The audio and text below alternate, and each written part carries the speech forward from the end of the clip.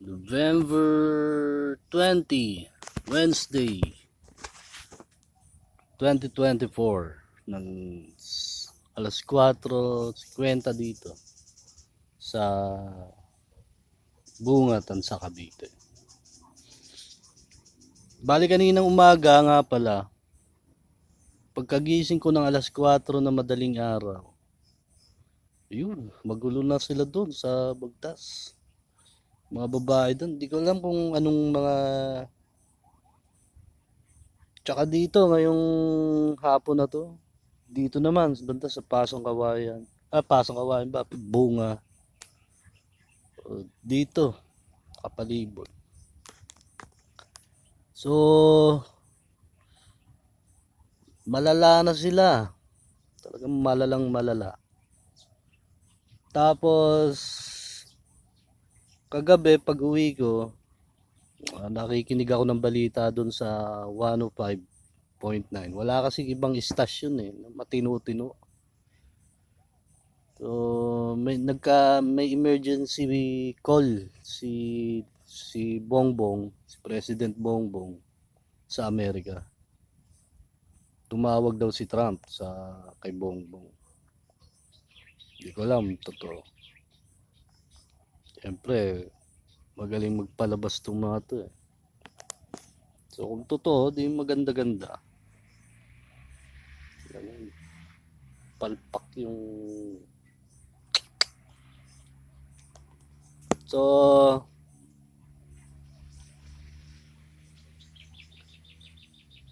madaming nangyayari ngayon na talagang hindi ko alam na anong nangyayari dito ngayon sa mga gagawin to. Kasi talagang itong mga putang inan to, hanggat hindi nila nakukuha yung gusto nilang mangyari, hindi yan titigil. Kaya dapat dyan nakikipagpatayan ka na.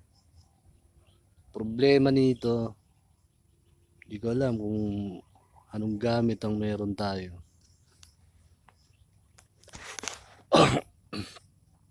Talagang naghahanap sila ng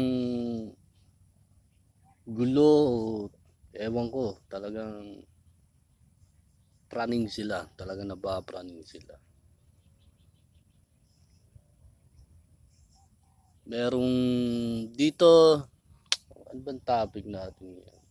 So dito makikita nyo yung mga demonyong yan.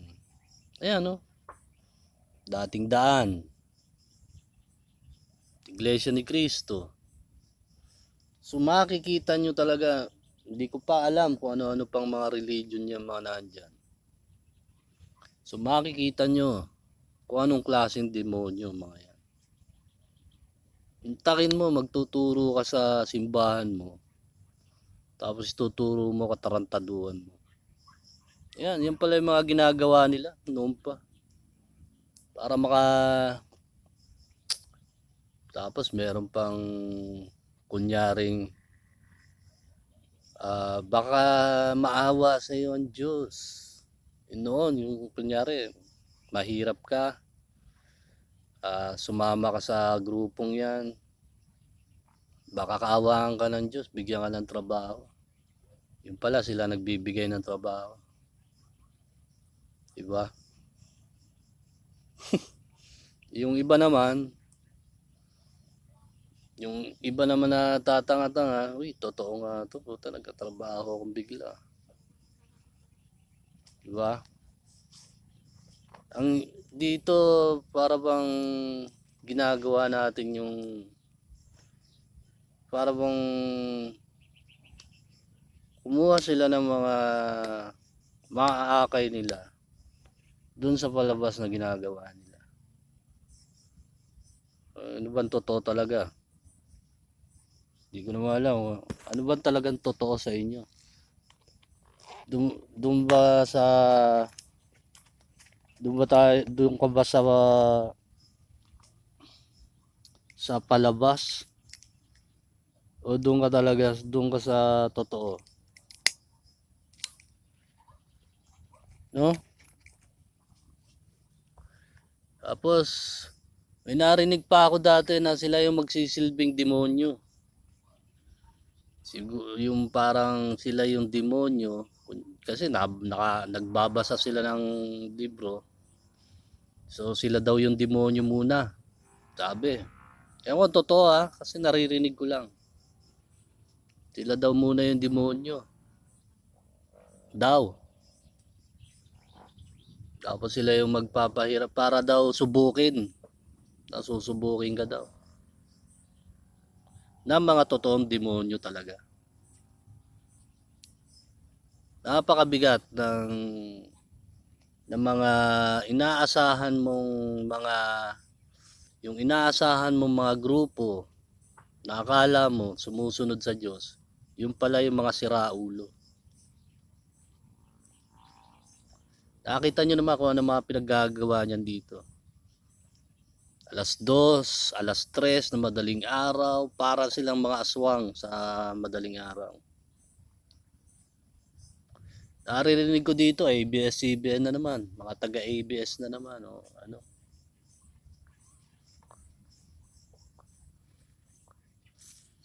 Siyempre, kung supported tayo ng mga pinakamalalakas sa ibang bansa, magdidigitan to, kumbaga para kang gagawin nitong pamain o kumbaga ginagawa kang pamain, palabok sa mga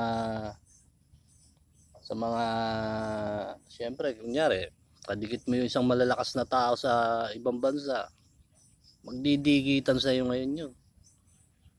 Tapos kung ano-ano mga gagawin ng mga to para lang makakuha sila ng atensyon. Tayo, hindi naman tayo kumuha ng atensyon ng iba, putang ina. Ang kinuha lang natin, nagbalita lang tayo para makita ng mga tao kung anong klaseng mga demonyo tong mga to. Sasabihin ko sa inyo talagang daig pa adik, daig pa baliw sa mental. Kayo na mismo, hindi, tatanungin ko kayo ng diretso. Daig pa adik, daig pang baliw sa mental ng mga to. Totoo ba o hindi ang sinasabi ko sa inyo? Ibang klase to. Pagka psychopathic yung isang tao, alam nyo ba yung psychopathic? Mga psychos, mga psycho, na pumapatay ng mga tao, na parang silang may mga serial killer na bigla na lang pumapatay, tinatanggalan ng mga muka, mga serial killer. Hindi sila nagkakalayo ng mga psycho na to. Kasi ibang klase, sasabihin ko sa inyo. Makuha lang nila yung gusto nilang mangyari, lahat ng paraan gagawin nila. Mga mukhang tanga nga. Kayo mismo, wag ako. Kumbaga kayo mismo magsabi na. Wag na ako. Kasi alam nyo, napakatagal na panahon na nakikita nyo kung gaano kasiraulo itong mga gagong to. Tapos, may narinig na ako dito kung parang may positive na feedback doon sa mga ginawa nating video noong nakaraan. At sana naman na tuloy-tuloy na maayos ko. Maayos ng tropa lahat ng mga to. Diba? Tangina. Iipitin ka nila hanggang sa patayin ka. Antakin mo noon. Uulit na naman tayo, natutulog akong umuulan. Yung bago lang dito. Puta, kahit bagyo sinugod ko. Basang-basa ako dito, yung bagyong Christine. Basang-basa ako dito. Yung putang inang yun. Yung katabi namin bahay, tatandaan niyo yung taong yun. Hindi ko alam yung pangalan eh. Hindi ko pa nakukuha yung pangalan. Tatandaan niyo yung taong yun. Mga putang inang yun. Halos hindi ako makahinga kaya umalis ako ng bahay. Talagang tumataas yung blood pressure. Nagkaka-hyper ako. So ganito kasi raulo itong mga to.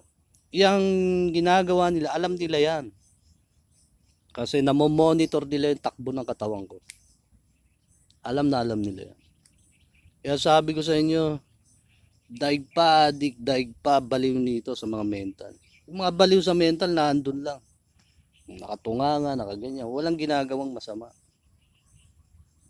Eto, daig pa baliw ng mga to. Mga psycho. Hindi mo maintindihan kung anong gustong gawin o ano. Sana ito kasi yung ugali ng mga Pilipinong to. Tsaka sila magkaka-interest pag meron ka ng interest. Pero pag meron ka ng value, yung ugali ng mga gagong yan. Pag meron ka ng value, meron ka ng interest, tsaka yung magkaka-interest. Ano pa ba, kunyari, eto si Kuya Jerry dito, tropa si Trump, tropa si Elon. O putang na, didikitan niya ng malalakas na ano rito, yung mga amuyong, mga paburaot. Di ba? Papansin niya. Mga siraulo eh. Walang sariling prinsipyo, walang sariling dignidad. Makikita mo sa pagkatao ng mga gago. Kumbaga, lumaking mahirap, lumaking hampas lupa. Wala kang prinsipyo sa buhay mo, wala kang prinsipyo wala kang pagkatao, kundi nakikisabit ka lang. Mag-isa kong tinayo lahat to. Kung wala kayong gagawin, hindi nyo makukuha yung kayamanan na ibinigay ko sa ibang bansa. Wala rin akong pakialam. Diba? Kasi noon, tawanan kayo ng tawanan eh. Tatawa-tawa lang kayo. Ngayon, ano na? Kumbaga, nung nagkukwento ako dito sa Mangga, parang tatawa-tawa ka lang sa sinasabi ko. Pagka nangyari na, doon ka natutulala. Tulala ka na, mukhang tanga ka na. Muta, tawagin. Mantanga. So, sa lahat ng followers ng The Rock of Jesus Christ, maging matibay kayo. Nakikita nyo lahat ng pinaghirapan ko. Nakikita nyo lahat ng mga pinatunayan ko. So, maging matatag kayo hanggang sa huli. Hanggang sa pinakahuli. Hanggang sa huling hininga nyo. Dahil hindi ako nagbibiro sa sinasabi ko sa inyo. Okay, 30 minutes. Upload muna natin saglit tapos batchi na tayo. Alas 5 na, 17:04. Mag-isip lang ako ng mga masasakit. Talagang durug ka pag nagsalita ako. Okay, sa susunod na ulit.